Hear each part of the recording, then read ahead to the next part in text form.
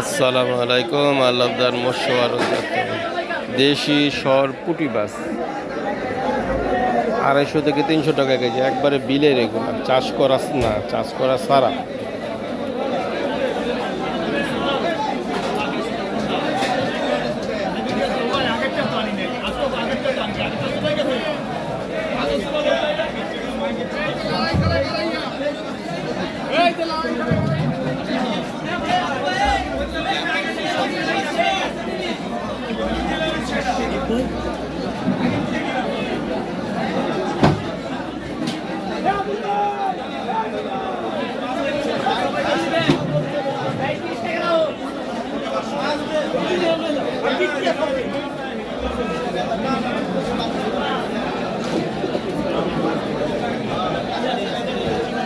এগুলি কত?